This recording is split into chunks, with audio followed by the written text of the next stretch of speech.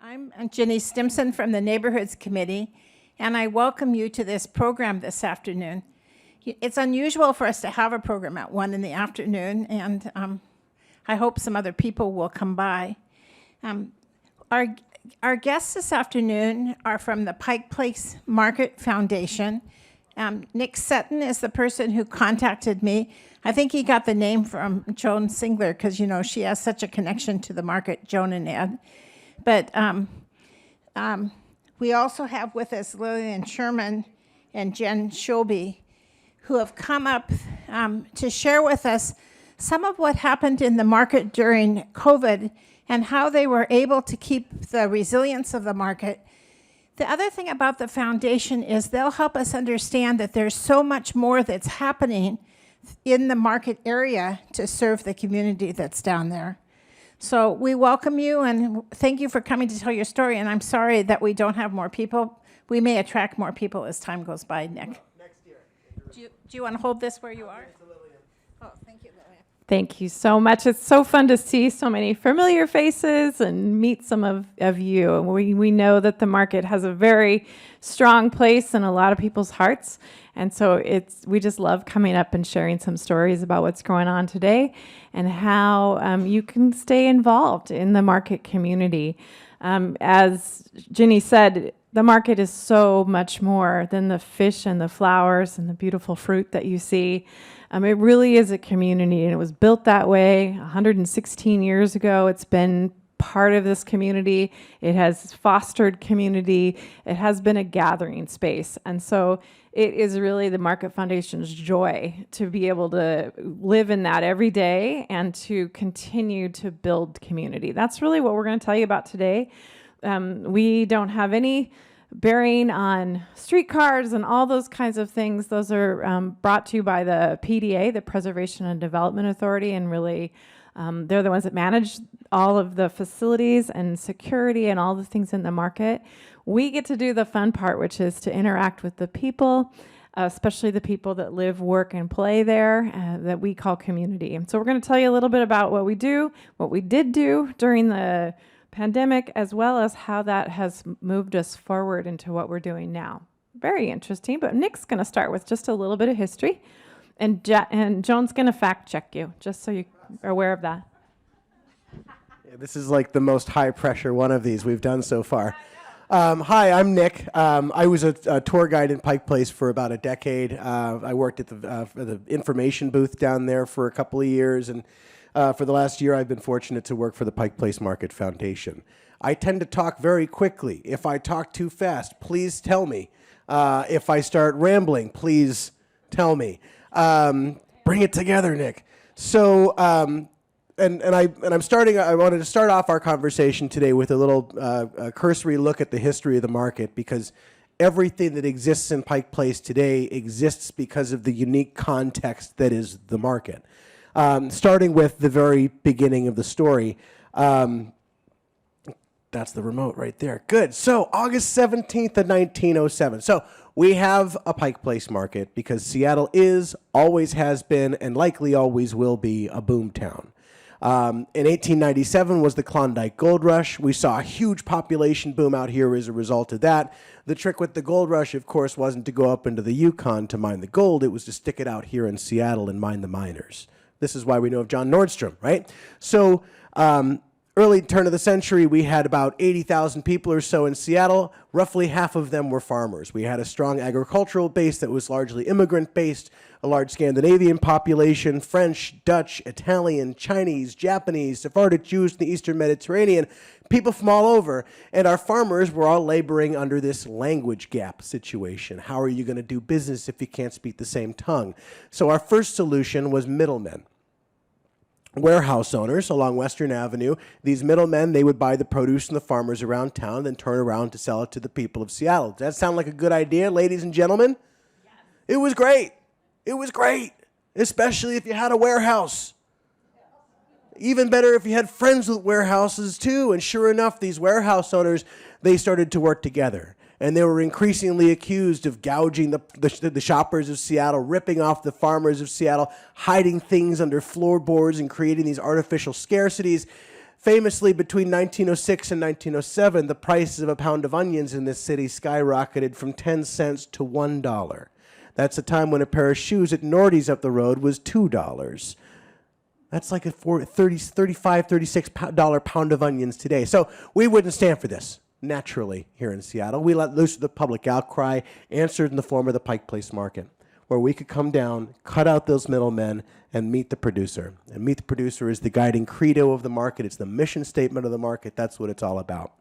So you could say Pike Place was really going through its salad days in the 1920s and 30s. The story of food access is something that Lillian's going to pick up a little bit later on this morning, but it's written into the very genes of the market itself. Starting with onions in the 1920s, we were expanding the farmer presence. We were actually at roughly peak farmer attendance in the 1930s during the Great Depression. And one of the papers in town would even publish an article about how you could make lunch happen in Pike Place on a nickel for a week. So this story of food access, again, is a constant thread in that of the market. Things started to change, however, in the 1940s. In December 1941, the Japanese bombed Pearl Harbor. Roosevelt responded by signing Executive Order 9066. This was the incarceration order, which gave all the Japanese Americans up and down the West Coast 1 month to liquidate their assets and sell their businesses and get out. In 1939, about 500 farmer permits were issued. About 2/3 of those farmers were Japanese. In 1949, 50 farmer permits were issued. Overnight, 2/3 of this market community was stripped away.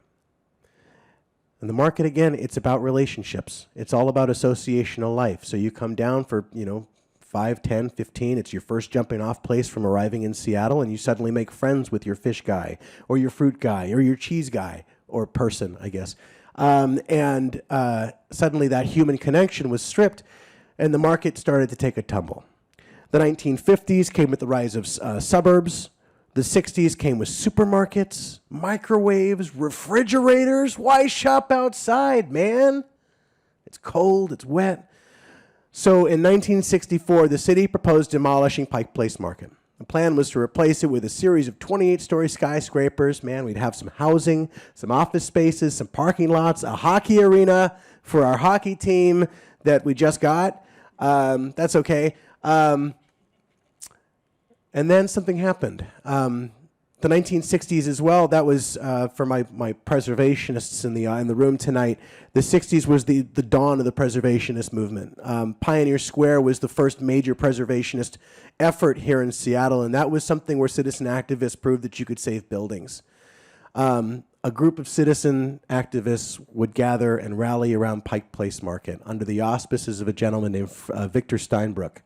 Steinbrueck, professor of architecture at the University of Washington, relished the shabby, dog-eared, human nature of the market. And he rallied a group of like-minded souls, thinkers, beatniks, housewives, probably some hippies, my kind of people, man. And these friends of the market, who still exist today, so they say.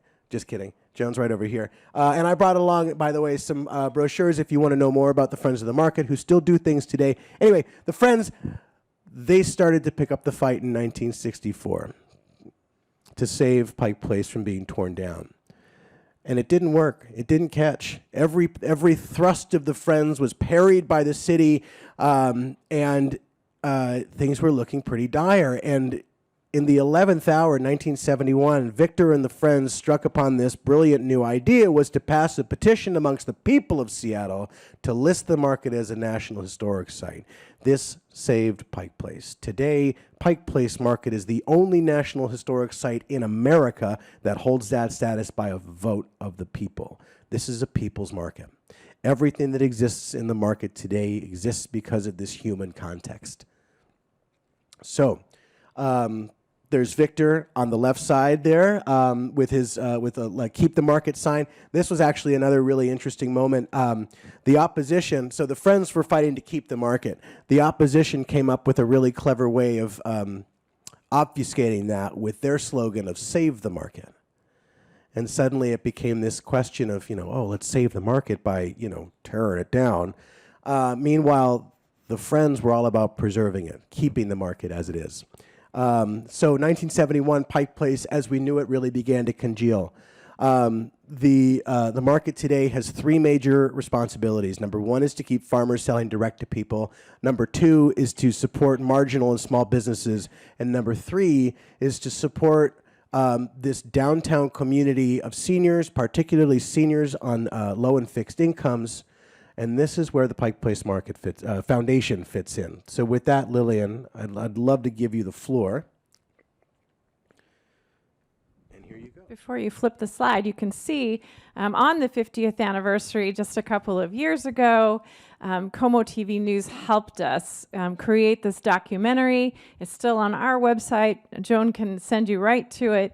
If you haven't taken a few, it's 30 minutes long, not even quite that, it's 27 minutes long. I highly encourage it. It really tells the story. You'll see Ed and Joan in it.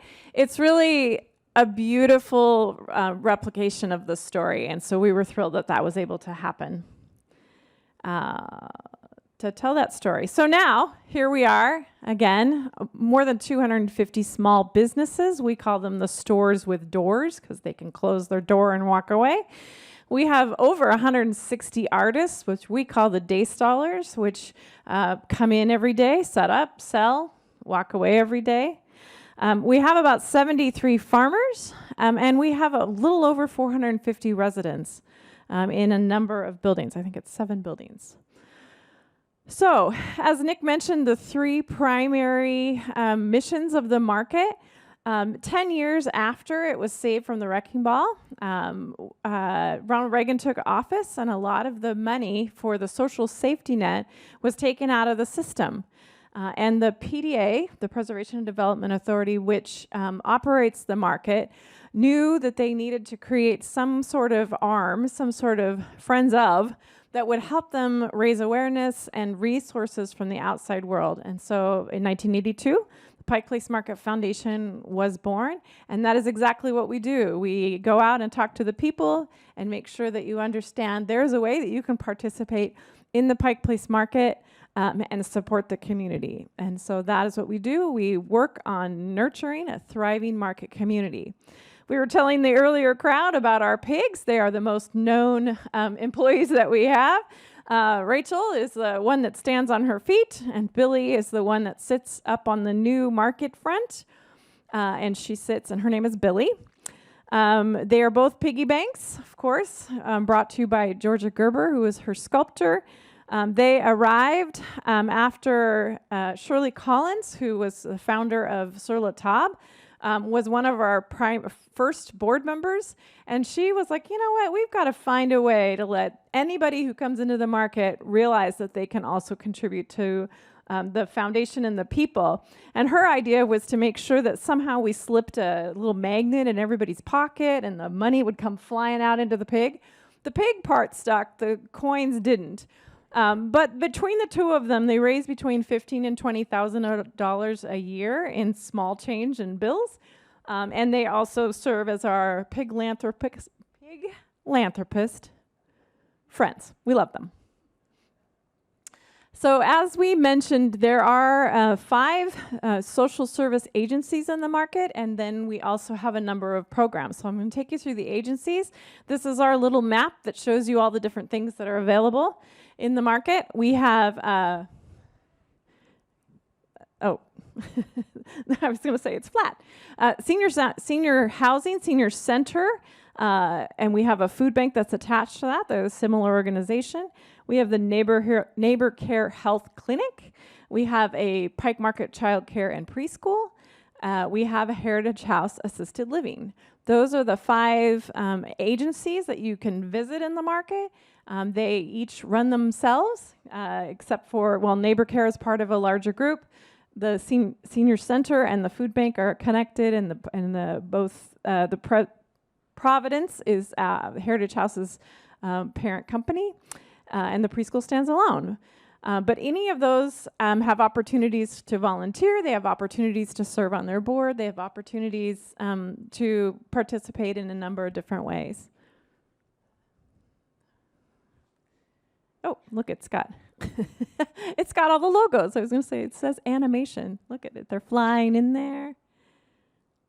And the Market Foundation serves them all in different ways, but our primary role is to serve as how do we stick together as a market community? How do we make sure that we're supporting each other? And we love to be way more than a simple check writer to these organizations. We spend at least once a month gathering to talk about things that are happening in the community and how can we help each other. Living in a world of nonprofit is a struggle, and we like to make sure that we act as a community as often as we can.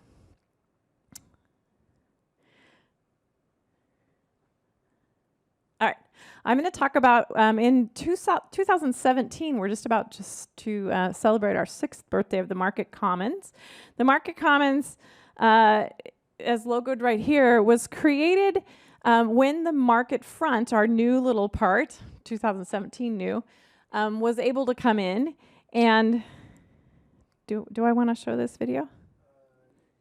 Yeah, we can talk Market Commons and then show the video. Oh, yeah. So this is introducing the Market Commons, right? I'm just making sure I look at my slides. I'm not looking at your script at all. When the Market Commons was built, its intention was to find a way to pull all of the goodwill of these agencies together and to ground some of our programs. As Nick mentioned, we had food access going throughout the market. We have a community safety net, which really is applicable to a whole bunch of different populations in the market. And we were doing things that really needed to be grounded. And so the opportunity to create the Market Commons as a ground floor in place that you can walk into and talk to somebody and to navigate through all these programs was a huge opportunity for the Market Foundation. So we're really thrilled to do that. Nick's going to play it so I can introduce it. My name is Sharon Shaw, and I'd like to welcome you to the Pike Place Market. This is one of the most incredible places in Seattle that will welcome absolutely everyone. This market consists of many, many small businesses, artists, farmers, most incredible restaurants. It's a beautiful place to spend the day. Pretty much at the beginning of my career at Pike Place Market, I started passing the hat for people who needed money. It was a car accident. It was being very sick.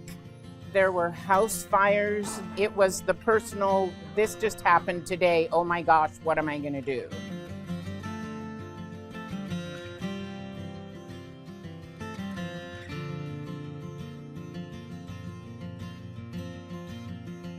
It is such an incredible fund that meets so many emergency needs. The foundation felt a need to help the community even more.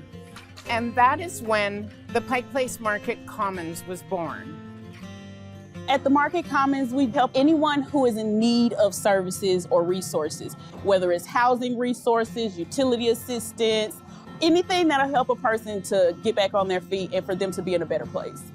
At the Senior Center, we will serve anybody who's 55 years or older. It's a very diverse population. There's a significant population of unhoused seniors that come to the Senior Center. Here downtown, it's a lot of market residents, people that live in low-income housing down here, as well as people who are unhoused. If one of the unhoused seniors gets that call and their apartment is available, there's a moment of elation because it feels like the end of a journey. And yet, the next bit of information is you've got to come up with first, last, and deposit. You know, you're at risk of someone really kind of losing all hope at the end of a really arduous journey. They've been frustrated, they've gotten doors shut in their faces, they haven't been able to get the things that they need. So when we do come in and we're able to provide those services and that much needed support, for you to get to that finish line with them, it's an amazing feeling for them as well as us.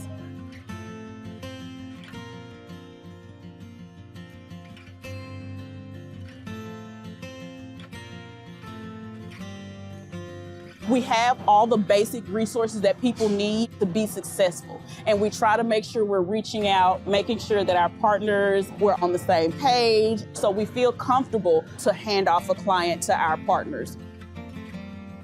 Working here in the market is a little bit like Sesame Street. You feel like you know everybody. You can't walk 50 feet without having to stop and say hi to somebody. We've got this whole ecosystem around here. We can call the Commons. We can check in with the medical clinic. It's pretty magical.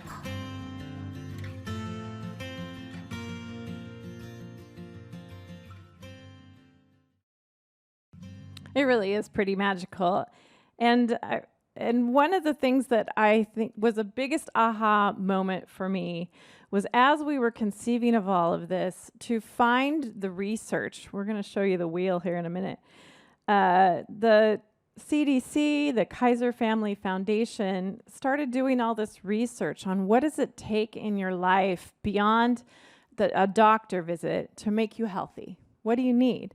And when they started putting together the 6 determinants of health and all these things that each one of us needs in our life to make sure that we are healthy. And so we started modeling all of our programs, all of the granting we give out. How can we measure ourselves against these 6 determinants and also set goals on how we're going to make our community healthier by honoring that? And so what you just heard about the Market Commons, they are very steeped in this. They're deep in this and making sure that people have the resources to fulfill all of these things. And what we learned after we learned that we've already been doing a lot of this is one of the greatest gifts that we can offer our community is navigation of all of the things. If any of you have ever had to work through healthcare by yourself without somebody to help you, that's been a huge asset in the market, is being able to help all of our seniors, being able to help all of our social workers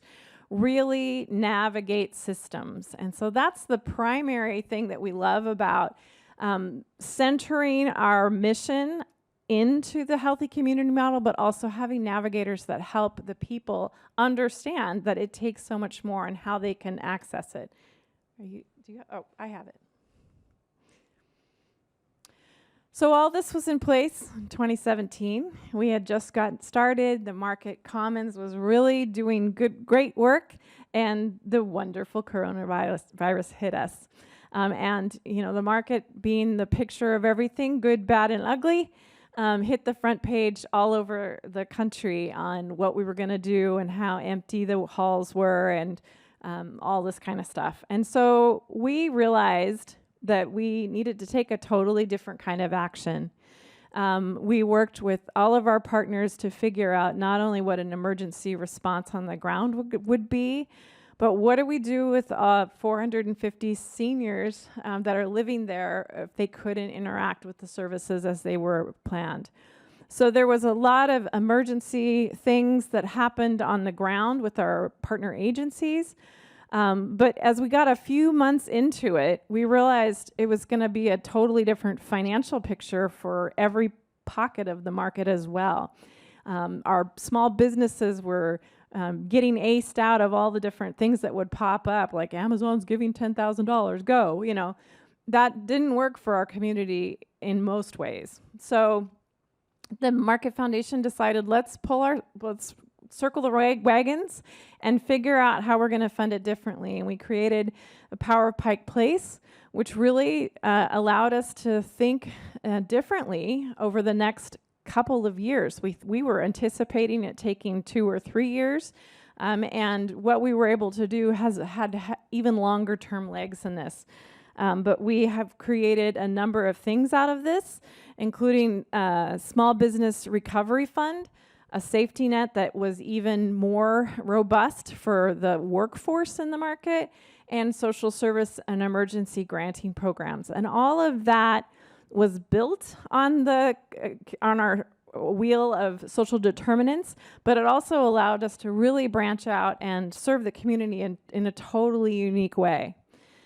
For the Small Business Recovery Fund, we have done 4 different rounds of funding because we have stores with doors, we have day stall, we have farm. That's very different ways of having commerce interact in the same place.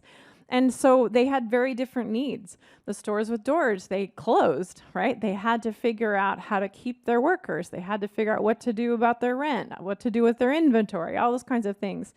And so that was our first round. We started with those folks. We worked with the PDA to figure out which section. I mean, we're not talking about the big businesses that you know. We're talking about the small ones that were really working on keeping them afloat. And that was the first one. That went really well. We gave out a lot of money in that first round. And then we turned around and started working with the day stallers, who had a totally different situation. None of them came to the market. They pay a daily rate. And their biggest issue was, how do I sell my product if I'm not in the market? A lot of them did not have the technology. They did not have an online presence. They wanted to expand their business and sell differently while they waited for the market to open back up. And so that round of business was very much, how do I get a computer if I need to have a website, or how do I have a website, or how do I get my Etsy program going? And I think the beauty of the Day Stall Fund was also that we were able to pair them up with a peer advisor. Like if I'm really great at Etsy and you wanted an Etsy site, we would pay the person to teach you how to build your Etsy site. And that is an ongoing community building activity that I really love the stories about that section. And then we worked with the farmers. The farmers at the beginning of the pandemic had a very perishable product that they struggled that summer. It was really hard, and you'd see the flowers popping up all over, but we did everything we could just to help them through that season.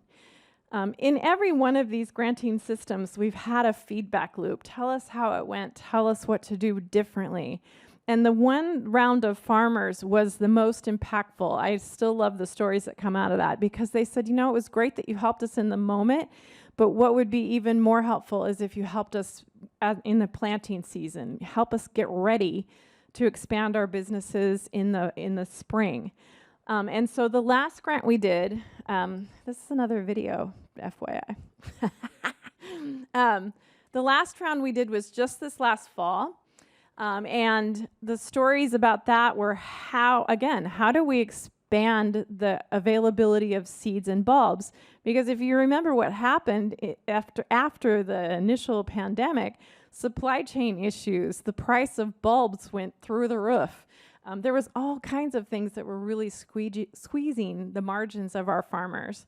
And so we wanted to make sure that we helped them figure out how to expand their businesses so that, again, they would stay in the market and they would have access to do what they needed to.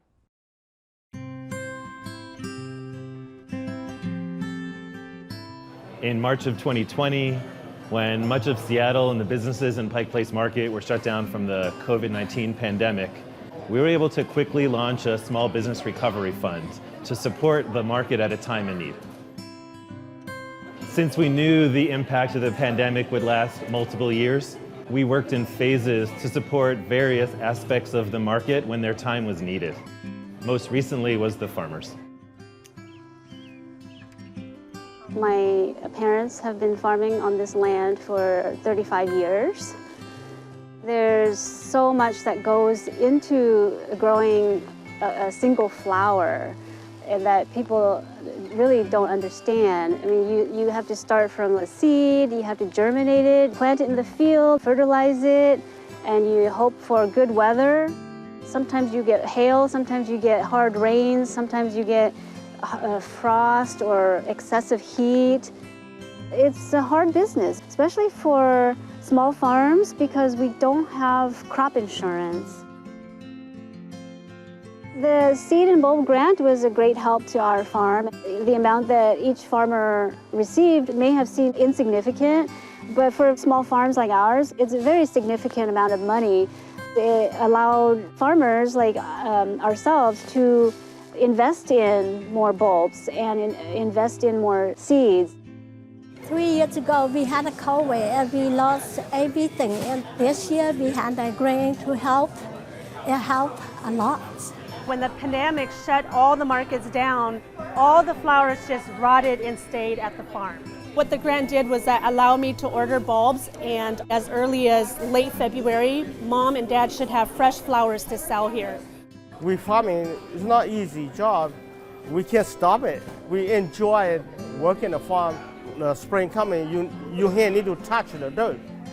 Your body need to walk in the field. It takes a lot to kill the spirit of a farmer. Since its inception in 2020, our Small Business Recovery Fund has invested over $1 million into the artists, farmers, and small businesses in this community. Nearly every farm stand you see in the market has been supported by the Small Business Recovery Fund. We're really grateful to the Market Foundation for their forethought in supporting the farmers and looking to the future and making sure that there will be farmers at Pike Place Market in 10 years, 20 years, 30 years. It is really significant for us that we were able to support the farmers in this way. They are the beginning of the market. Our mission is to nurture a thriving market community by supporting the people so that they can live their best life possible.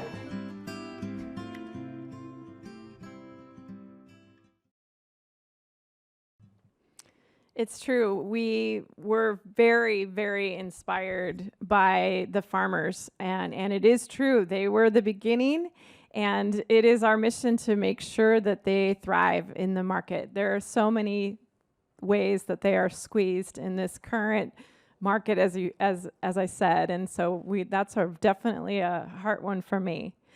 So back to the other things that we did during that time.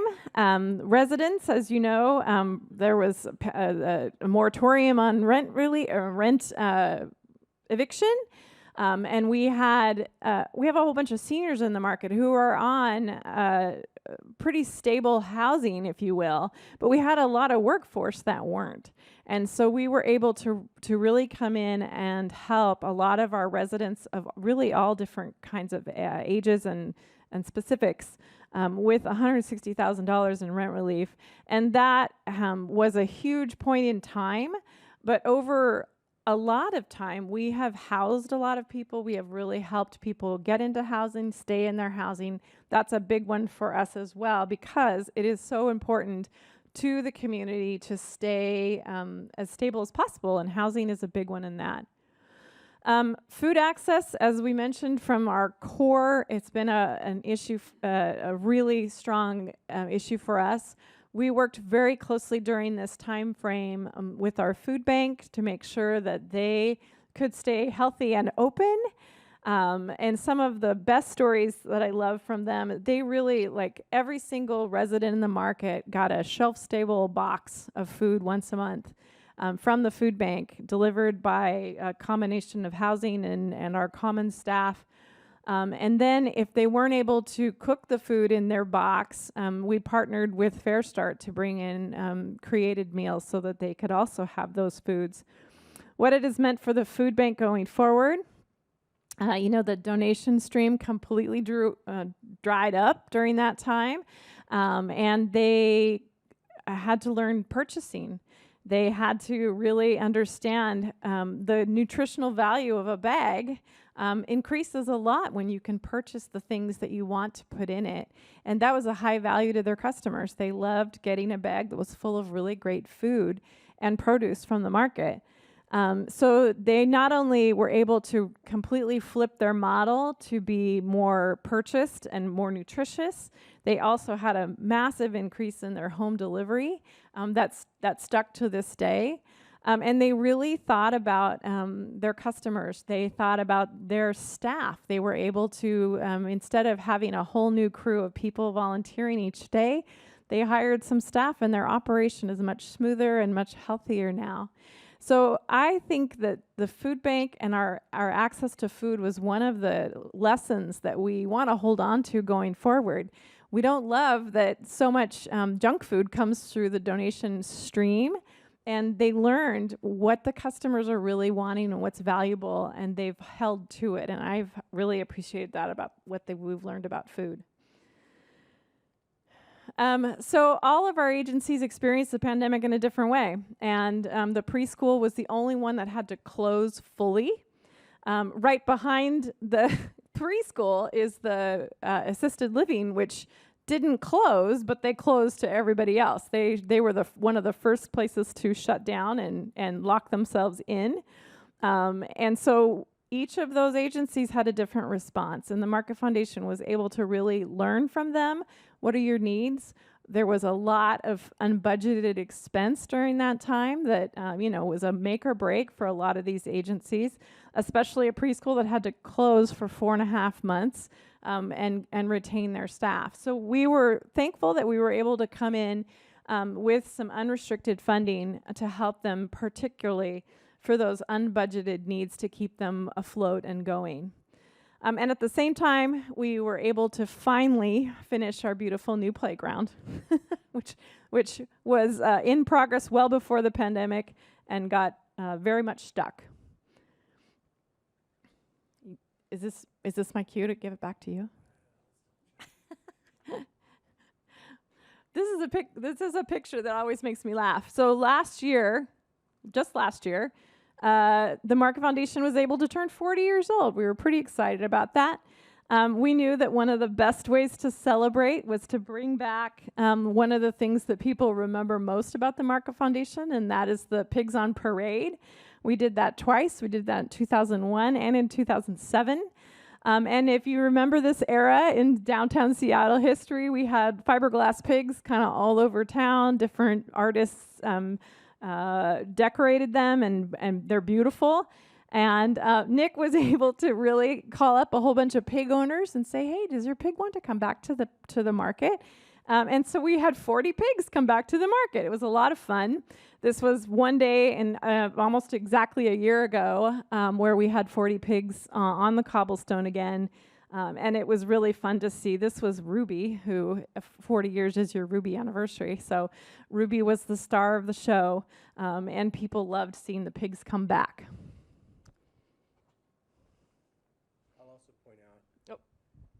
I'll also point out that Ruby back there, she was sitting on her back. She's got about 150 pounds of concrete poured into her butt back there to keep her on the ground so she wouldn't come tumbling down.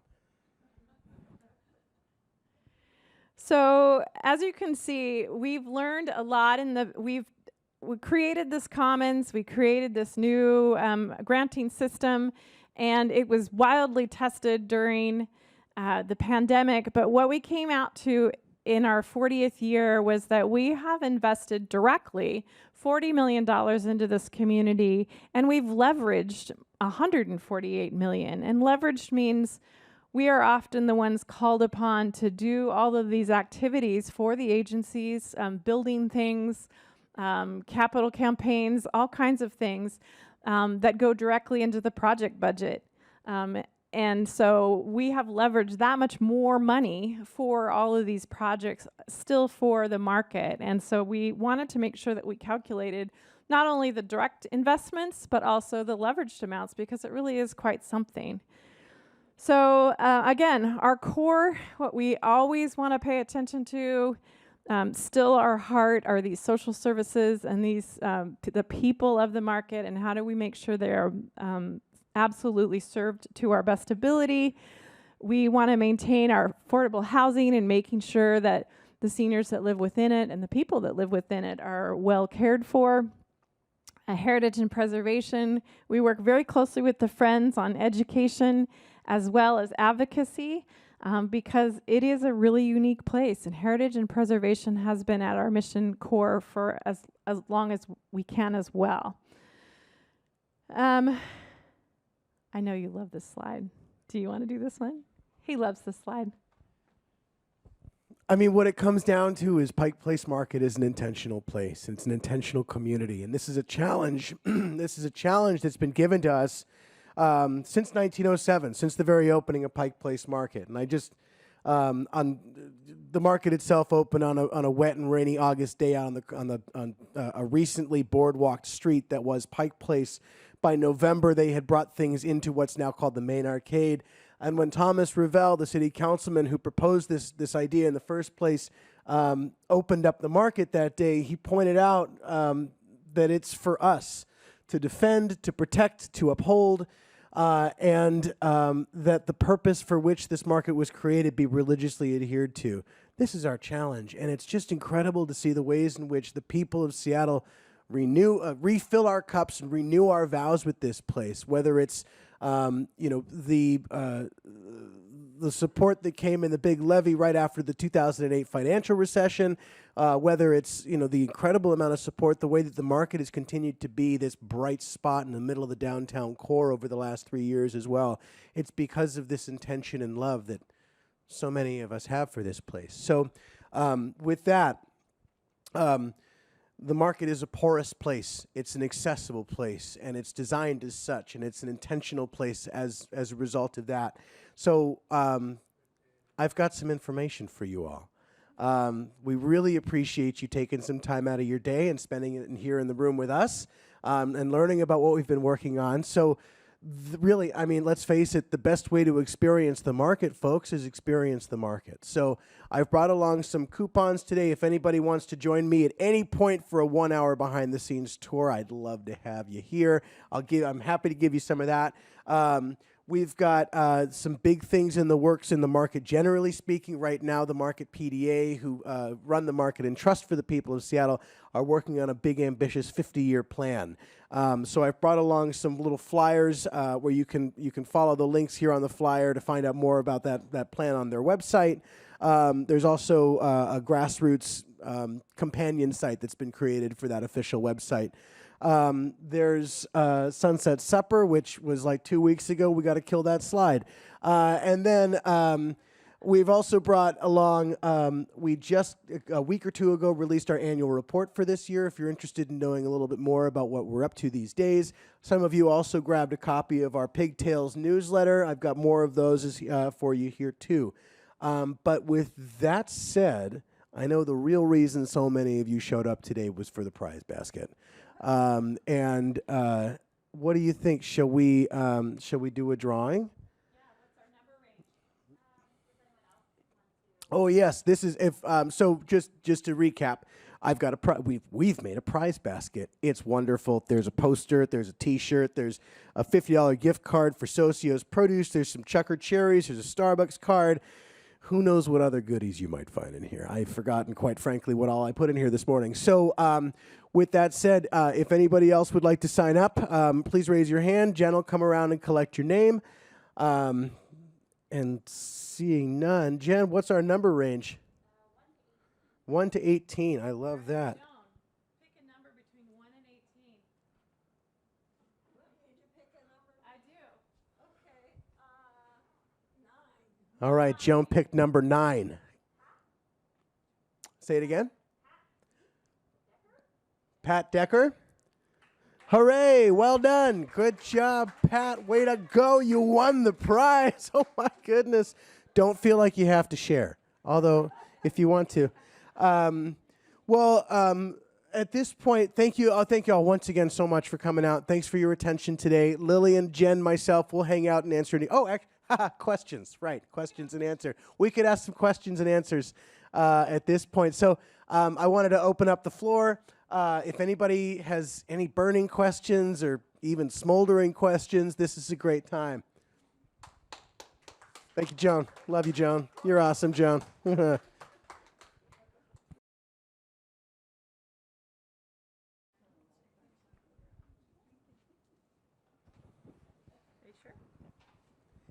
Well, is this working? Is this working? Yeah, okay. Could you clarify the functions of the PDA, the foundation, and the Friends? That's a great question. So we were asked to clarify some of the governing structures of the market. In 1971, Pike Place was saved from the wrecking ball by citizen activism. And so the Market Historical Commission, which you didn't ask about, they were the very first of the governing organizations to be created to run the market and trust. So the Historic Commission, they're largely responsible for matters of aesthetics and of use. So the Historic Commission is really there to help make sure that the market stays authentic and it stays historical and it stays preserved.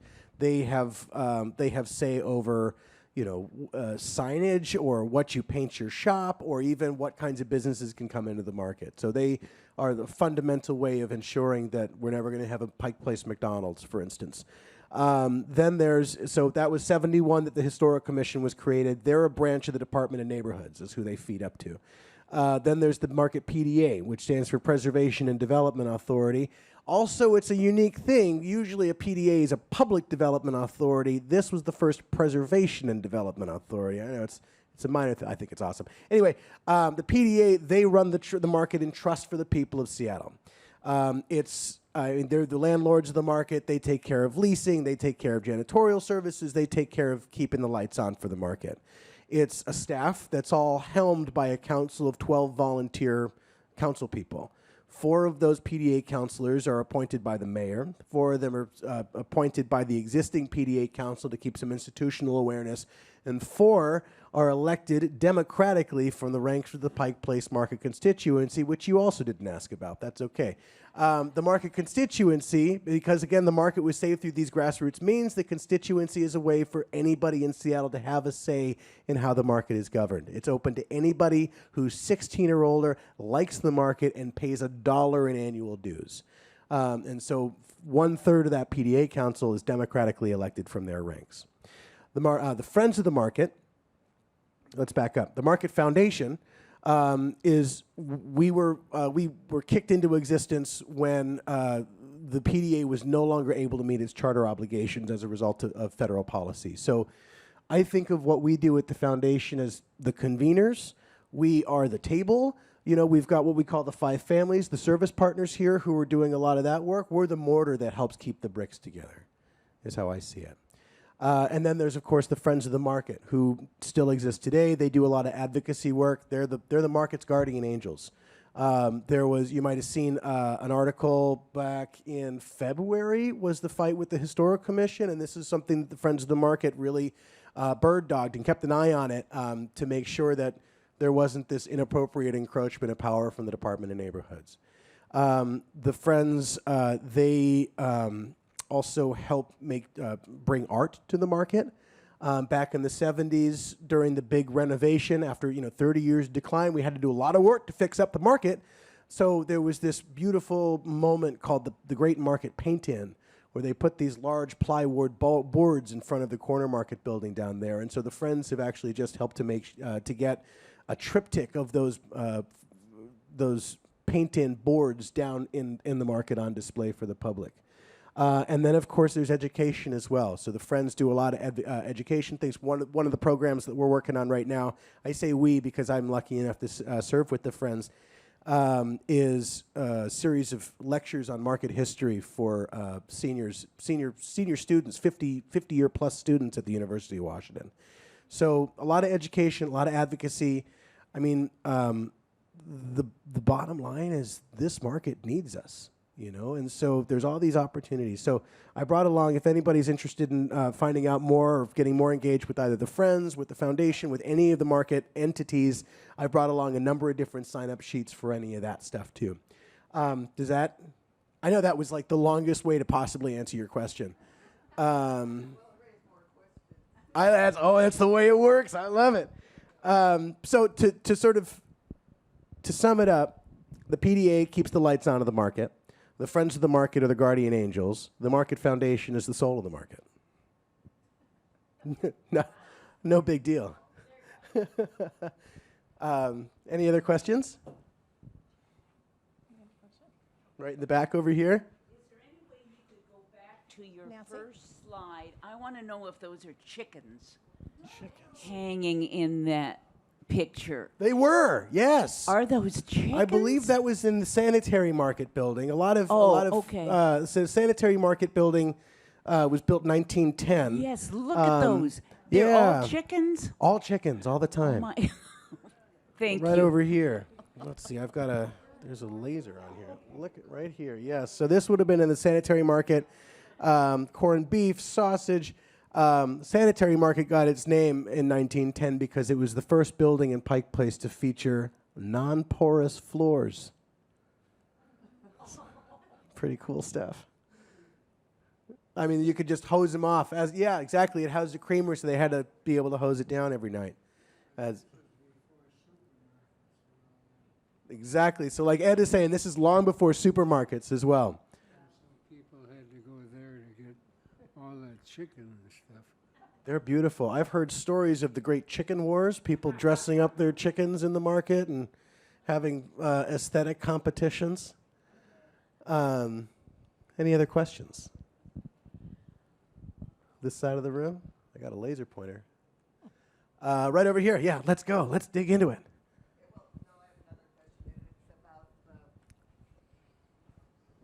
It's about the fish market using the Pike Place name when they are not in the market. Where does that stand? So the question is very timely. The question is, where does it stand? There was an article that some of you might have recently seen in the Seattle Times about Pike Place Fish and the Market PDA. I'm going to give this one to you, Lillian, because technically I sit on the PDA council and I can't talk about it due to pending litigation. That's a fun thing to say out loud. That's right. What he didn't say is he is one of the elected four. So that, again, it happened last week. The Pike Place Fish guys have been there since the 30s, so they remain a tenant. And so the issue is more about the use of Pike Place in outside. If I'm selling outside, if I'm selling in a outside grocery store, do I have the right to use my brand name and Pike Place? And it's just the logistics of how that came to be, right? All of the commercial entities in the market have in their lease the proper way to use Pike Place Market and all of the marks, like all of their logos and that kind of stuff. That's part of our lease structure, and it always has been. So it's a just disagreement on how far that goes. It just means as long as you stay in the market and sell in the market and talk about the market in that structure, there's no issue. It's when you start to sell worldwide. There are notable cases. Starbucks Pike Roast, right? Sold worldwide. That is an agreement that is negotiated every few years, and there is, royalties attached to that. So it's not unprecedented for that to happen. It was just a disagreement on how it came to be. I didn't know I was coming today, and I didn't bring my checkbook. Is there a way I can make a contribution without going back and getting my checkbook? Yeah, so if you got a hold of one of our, there's also a website. Jen is sitting here on the edge, and she can help you find the right way to do that, or you can talk to any one of us, and we'll help you get to the website. There's also a little envelope in some of those newsletters if you'd like. It is not a fundraising ask, but thank you for asking. I'm just going to go back. What else can we answer for you? We should have brought flowers for everybody. It's the end of dahlia season. It's always sad. Anything else? We really appreciate that the Pike Place Market comes up and has a presence in the summertime on Fridays with us. And is that pretty accessible from where you are? I can't absolutely recall. Accessible from us. We just kind of walk out the door and across the street. We felt like it was a shorter season this year, and we just want you to know that it's valued by us, and we like as long as we can have you up here. Yes, we'll give them that feedback. I think it was a quick start. They were delayed a few weeks in starting. They usually would start in June. It was also a wetter and colder spring, which I know decreased the growing season. Yes, sir. Could you expand on that? I don't understand what we're talking about. Yeah, so during the summer seasons, the PDA puts together an express market is what they call, and they take out between 8 and 15 farmers and crafters, 2 different locations in the city, so you don't have to come all the way down to the market. And one of them is close by here. Another one is down in kind of the Denny Triangle, Amazon area. We have one at City Hall. And so every day during the week, there's a different location where some of Pike Place Market comes closer to you. When is it? Where is it when it's closer to us? Do you recall the address? Well, it's on Fridays. It's right out on 9th Avenue. They block off that street. Just when we come out, you know, the garage, if you just went straight ahead. The 9th I University think garage. it might have been closed. Yeah. It's closed now, Yeah. but it was there from 10 to 2. The head of PDA, I sent an email when we found out it was not going to be open past, 2 weeks ago. And I was told that staffing was an issue this year, just like the rest of us, other businesses in Seattle, that they just did not have the staff. But their intention next year is to go from June through September. I think that's been traditional as it finishes in like 1st of October. Other questions? Other thoughts? Thank you. Well, thank you for coming up and thank you for coming up and being with us. And it's interesting to be reminded of all that you do down there. And it's nice to see the face of people who are behind the work. So thank you so much for coming.